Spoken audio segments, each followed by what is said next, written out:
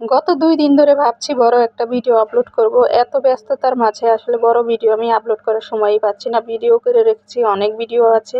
কিন্তু ঠিকমতো যে শেয়ার করব সে সময়টাই পাচ্ছি না। অনেকে বলে রমজান মাসে কোনো কাজই থাকে না, শুধু শুয়ে বসে থাকতে হয়। আমি তো মনে করি রমজান মাসে কাজটা যেন বেশিই হয়ে যায়। রোজা শুরু হওয়ার আগে বেরিয়েছিলাম বাজারে কিছু রমজান মাসের জন্য বাজার করার জন্য।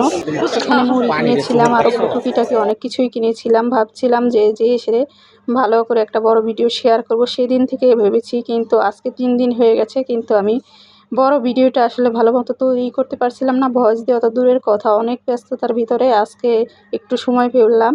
এখন আমি ভয়েস দিচ্ছি, ভয়েস দেওয়ার 5 মিনিট পরে কিন্তু ভিডিওটা আপনাদের সাথে শেয়ার করছি। মনে করেন ঝটপটভাবেই আমি ভয়েসটা দিয়েছি, কি বলছি না বলছি সেটাও জানি না। আবার ভিডিওটাও ভালো মতো সাজাতে পারিনি, যেখান থেকে যেটা পারছি সেটা সেভাবেই সাজিয়ে নিয়েছি।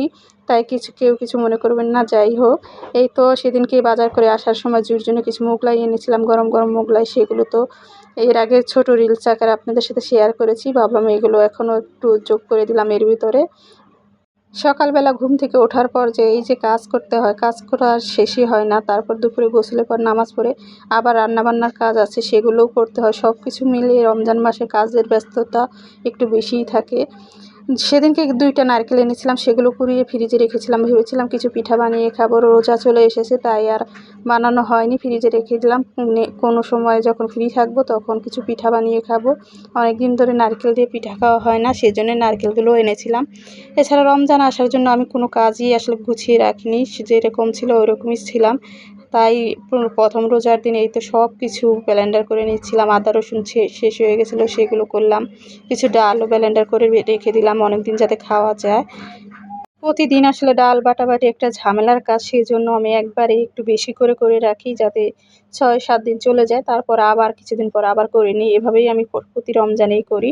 যাই হোক, এটা ছিল আমার প্রথম রমজানে ইফতার ভাজার ভিডিওটা শেয়ার করব, তা আর পারিনি। ছোট রিল আকারে আপনাদের সাথে শেয়ার করেছিলাম। এখন যে বসে বসে আমি ভিডিওতে ভয়েস করছি, এখনও সমস্যা এ আসে ও আসে, এই কথা ওই কথা বলতে বলতে আসলে ঠিকমতো ভিডিওতে যে ভয়েস দেবো সেটাই পারি না। যাই হোক, এই তো ইফতারগুলো আমি ভালো মতো ভেজে তুলেছিলাম। আজকে খুব একটা বেশি আয়োজন ছিল না, আর ভালোভাবে ভিডিও করতে পারিনি অনেক ব্যস্ততার জন্য। ছোটোখাটো একটু ইফতার আয়োজন করেছিলাম, যেহেতু আমরা ঘরে 4 জন মানুষ, ঘরে কোনো মেহমান ছিল না, তাই নিজেদের জন্যই টুকিটাকি একটু ইফতারের আয়োজন করেছিলাম। রমজান মাসে ঘর ভর্তি মেহমান থাকলে কিন্তু ভালো লাগে, সবাই মিলে ইফতার করা, সেহরি করা খেতে খুবই ভালো লাগে। একা একা রমজান মাসটা একদমই বোরিং লাগে আমার কাছে। আমি এখানে ইফতারের আয়োজন করেছিলাম, আমার বাসায় আজকে কেউ ছিল না। প্রতি বছরে কিন্তু মেহমান থাকে বাসায় কম বেশি।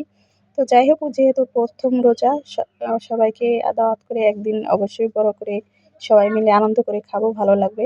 আর এই তো মুড়ি মাখিয়ে ইফতার করছিলাম। যাই বলেন, রমজান মাসের মুড়ি মাখানোর স্বাদটা যেন একটু বেশিই লাগে আমার কাছে।